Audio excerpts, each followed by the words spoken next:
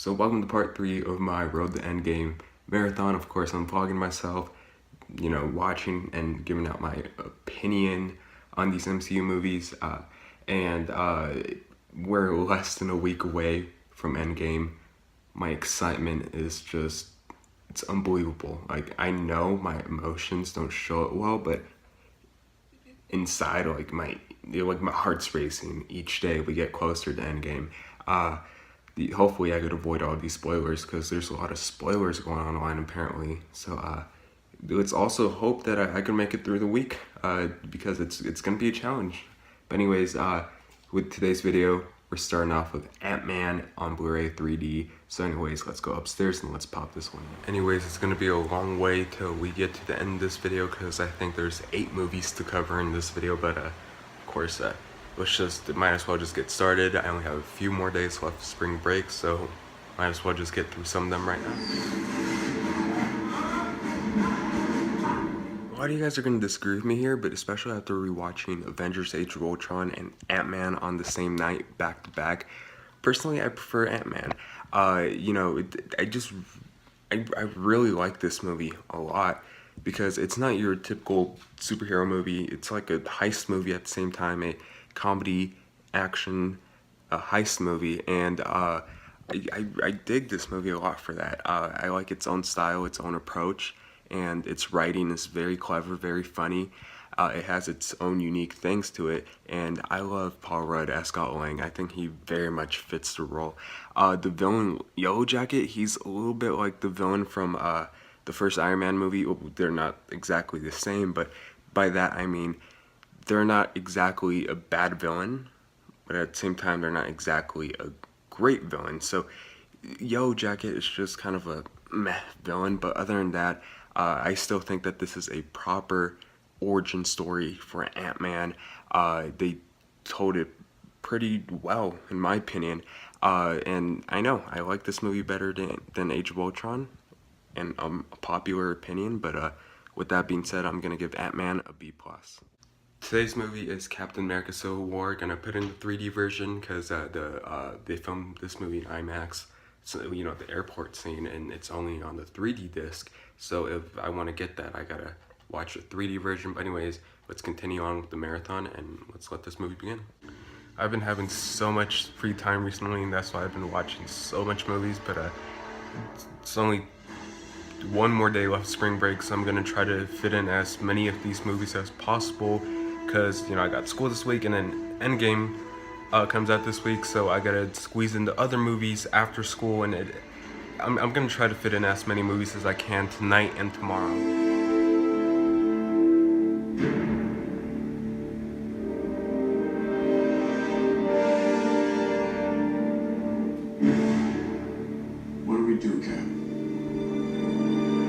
Captain America: Civil War might just be my favorite MCU movie so far in this marathon, going in order. Out of all the ones I watched so far, this one's my favorite. This one's directed by the Russo brothers, almost like, just like The Winter Soldier was.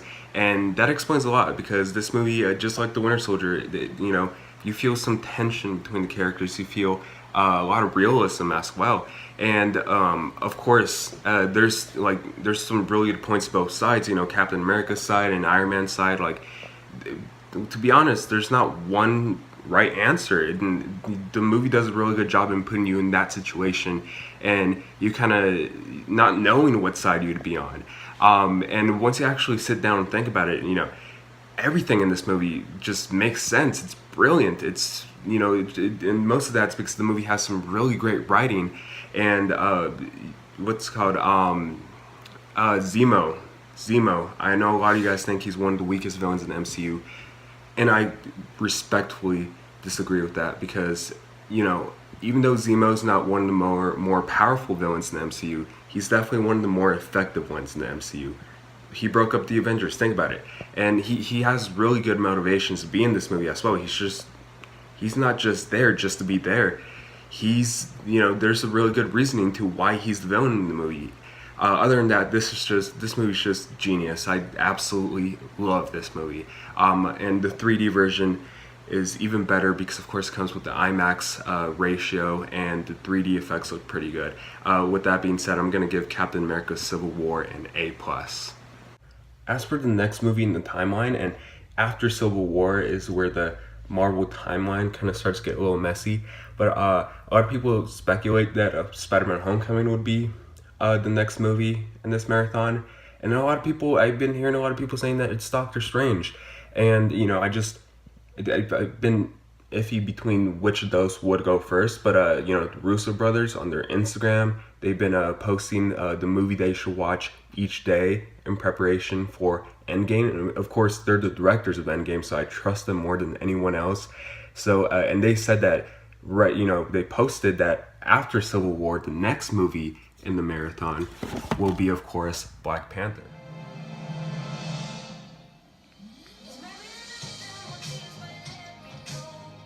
Alright guys, so I just watched Black Panther, and this was my 9th time seeing this movie because I just fucking love this movie. And I think this is my 4th time talking about this movie in this channel. I talked about this movie quite a lot last year, of course, in my review, and I talked about it when I made my video for my top 10 favorite movies of last year, since this was in my top 10. And I recently just talked about this movie. If you guys saw my AMC Oscar Showcase video, of course this movie was nominated for Best Picture at the Oscars, and this was one of the movies that they showed us at AMC for the Best Picture Showcase. And just like the other times, I just love this movie. It just feels so human, so real, just like Civil War and Winter Soldier.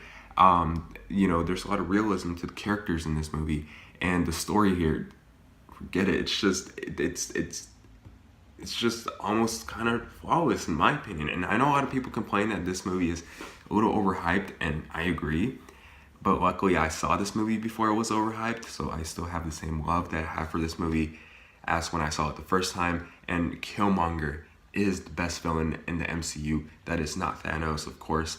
But Killmonger, think about it, he was a kid who was given no resources to grow with, and now he's out here getting his revenge. So basically he could set free these Wakandan weapons to release them to people in the United States. And it makes a lot of sense. You get his motivations, and you know why he's doing this.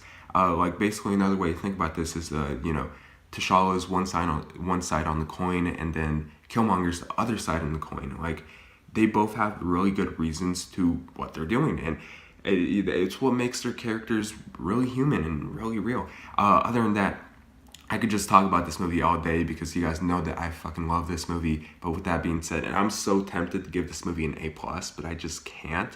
So I'm gonna give Black Panther an A. So the next movie is Spider-Man Homecoming, and I thought this movie took place right after Civil War, but I guess it was Black Panther and then Spider-Man Homecoming. I don't know. I think that Spider-Man Homecoming and Black Panther take place around the same time. But anyways, let's start watching Spider-Man.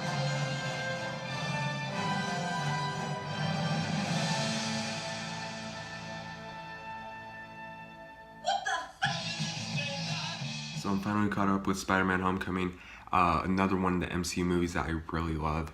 It really balances the life of Peter Parker and also him trying to figure out how to be Spider-Man and how to impress Tony Stark. And that's what I love about this movie. It kind of shows you all of that through a Spider-Man movie, which you've never really seen, because basically, if you think about it, every other Spider-Man movie, they show you the same origin over and over again. And this one kind of tries to do something different, and it really works. And Vulture is such a good villain as well. I know a lot of people agree, but he really is he's a great villain. I'm gonna say that. Michael Keaton just kills it as the Vulture. So yeah, with that being said, I'm gonna give Spider-Man Homecoming an A. Now here I have the Spider-Man Homecoming poster, which it's really cool design. I really love this poster. Probably my second favorite poster out of all the ones I have here. I got it at Cinemark when I saw it in Cinemark XD. Of course, it's right next to the Guardians of the Galaxy Volume 2 IMAX poster, and also right next to the Doctor Strange IMAX poster. And that pretty much leads us to the next movie in my marathon, Doctor Strange. I have not seen this movie since I saw it in theaters in 2016, so this is gonna be my second time watching this movie. I don't know, I just never got around to rewatching this movie ever since I saw it in theaters. But anyways, let's go put this one upstairs and let's continue with the marathon. So I finally rewatched Doctor Strange after a few years, and it kind of holds up. There are problems I have with this movie. The movie, I just feel like there are a lot of characters that are just really underdeveloped, and there's not a lot of focus on many of the characters aside from Doctor Strange in this movie. So some characters are really underdeveloped, and not only that, but I feel like this movie's a bit rushed at points. Like they really kind of rushed the introduction to Stephen Strange and who he is, and they just really rushed it to where he got in the accident and then he gets his powers, and I just feel like the movie doesn't take its time properly, and the villain is he's a weak Marvel villain, or weak MCU villain, should I say. But other than that, I still think that Benedict Cumberbatch just nails it as Doctor Strange. The magical elements in this movie really work, and some of the story elements, do kind of work, even though again the movie does feel a little rushed, and whatsoever. And the visuals, I absolutely fucking love the visuals in this movie. The visuals are just fantastic in this movie. But other than that, I think that this is one of the weaker MCU movies, but it's definitely not as bad as many people say it is. With that being said, I'm going to give Doctor Strange a B. So anyways, today's my last day of spring break, so starting tomorrow I'm going to be a little limited on what I get to watch, but we only got 3 movies left, so let's continue this marathon tomorrow. Today might be the premiere for Avengers Endgame in Hollywood, but of course I can't go to premieres, so of course continuing the marathon is Thor Ragnarok in 4K, the first Marvel 4K I ever owned. But anyways, I'm excited to check this one out again, and let's go check it out. If you guys have been seeing my other videos, you guys know that I'm not a big fan of the first 2 Thor movies. I just don't think that they're good movies, but Thor Ragnarok changes all that, because Thor Ragnarok is fantastic, and I just love this new perspective of character of Thor. They really give him a lot more charisma, a lot more to work with. He's really more of a fun character, and it's not the only reason that I love this movie. I just think that I absolutely love what they do with the story of this movie. It just takes it in the more fun direction of things, and it's not as boring as the other Thor movies were. And it really reminds me of the Guardians of the Galaxy movies, which is a really good sign. And Taika Waititi, he's most of that is to thank because of Taika Waititi, because he just did a really good job directing this movie. And it's just so much fun. The new perspective on Thor, I absolutely love. After Thor Ragnarok, Thor is one of my new favorite Avengers, and it only took 1 movie. And Hela she's a great villain. You get her perspective, you get why she's pissed, and she just makes for a really good villain overall. And yeah, I just love this movie. It looks great on 4K Dolby Vision. My TV is a Dolby Vision 4K TV, and the color palette on the Dolby Vision is just fantastic. So with that being said, I'm gonna give Thor Ragnarok an A. Next movie I'm also gonna watch in 4K Dolby Vision, Ant-Man and the Wasp. I really love this slipcover. I think it's my favorite MCU slipcover. It's a lenticular slipcover, and it's really clever. So anyways, let's rewatch this movie and let's give it a review again. So I would put the physical disc on, but since the physical disc only has the regular HDR 4K, I'm gonna watch it on Vudu, because my Vudu digital copy has the Dolby Vision option for the 4K, and my TV is Dolby Vision compatible. So yeah, let's put it on. So I saw Ant-Man and the Wasp in 4K Dolby Vision last night, and you know what I'm gonna say, I when I first watched this movie, I really liked it a lot.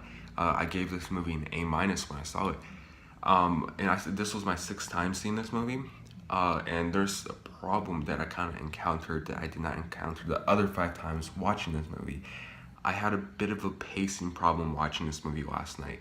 Now, I don't know whether it was in the mood that I was in, or if it was actually the movie, but this is still a fast-paced movie, just that some of the pacing is a little rocky. Like, some scenes are, the pacing is really good, and then some scenes the pacing slows down, and it picks up again, then it slows down again. I don't know, it kind of annoyed me, and it's a problem that I had watching this movie last night. Again, a problem that I never had with this movie till I saw it last night. But you know, and then of course I still have the same problems I had with the movie the other times. And Ghost, she's in the mid range of MCU villains. Like she's not a great villain, but she's not a bad villain. I kind of liked her character quite a lot. Um, I love Paul Rudd as Ant-Man, Evangeline Lilly as Wasp, really great addition. Michelle Pfeiffer also is really damn good in this movie. And the movie is just a lot of fun, and it's a fun ride. It's like again, this came out after Infinity War, so this movie was just kind of a appetizer for Endgame, and well, yeah, for Endgame pretty much. So anyways, with that being said, the movie, I gave the movie originally an A minus, but I'm gonna lower that just a little bit, and I'm gonna give Ant-Man the Wasp a B plus. And by the way, it's the 4K Dolby Vision. There was some vibrancy pop to some of the picture, like the Quantum Realm scenes looked really great in Dolby Vision. Ant-Man's and Wasp suit looked really good in Dolby Vision, and overall it was just a clean picture. But I kind of prefer the regular 4K version than the Dolby Vision version. But yeah, and the final movie in our marathon, Avengers: Infinity War. Now I do have the Blu-ray, but I actually own a 4K digital copy of this. You know, Dolby Vision digital copy of this on Vudu, so I'd rather watch the 4K than watch the Blu-ray for this one, because of course Endgame hype has always been there for me, and we're even closer to the movie. I'm about 24 hours away from seeing Endgame in IMAX, and I'm so excited. But anyways, let's go to the living room and let's watch Avengers: Infinity War. By the way, this is a friend of mine, Tree. I am Steve Rogers. What is there to say about Avengers: Infinity War that I haven't said about it in the past? I love everything about this movie. This movie gets everything that part one to the finale of a saga should be. I just absolutely love this movie. So, you know, I've talked about this movie in the past. I covered it quite a lot. So if you guys want to know my thoughts about this movie, go watch my review from last year. But other than that, I'm going to give Infinity War an A+, of course. And this movie looks stunning on Dolby Vision 4K, even better than the Blu-ray, and it's just more detailed. The colors are more richer and more deeper, and like some of the reds and oranges and purples really stood out on that Dolby Vision 4K TV. So definitely get a 4K copy of this movie if you guys are planning to upgrade, or if you don't own this movie yet, then get the 4K copy. You guys are not going to regret buying this movie in 4K, because it's one of the best 4K transfers I have ever seen. But anyways, that ends part 3 of this video. That ends this whole marathon. Can you guys believe it? I've been doing this MCU marathon thing for a month now, and it's finally paying off tomorrow night at 6:30. 11 years of setup for this. I'm insanely hyped. You guys have no idea. Like I'm prepared for this. Just probably not emotionally prepared, but I don't know. We'll see tomorrow. We'll see what happens tomorrow. I don't want to, you know, I don't want to get my hopes too high or get out there, you know. So, anyways, yeah, this kind of ends this video. I had a ton of fun watching all 21 MCU movies. Is it 21 or 22 MCU movies? I don't know, but I had a lot of fun watching these movies and reviewing them for you guys and going on this journey with you guys to Endgame. It's just crazy. But other than that, we shall see what happens in Endgame. Less than 24 hours left. Can you guys believe it? 11 years of setup, and it all pays off in less than 24 hours.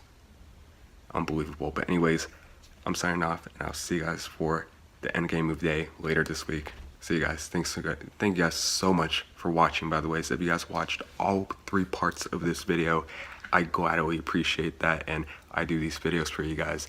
Anyways, I'm incredibly tired, so yeah, I'm signing off, and yeah, again, thanks so much for watching. Please like and subscribe, and I'll see you guys later.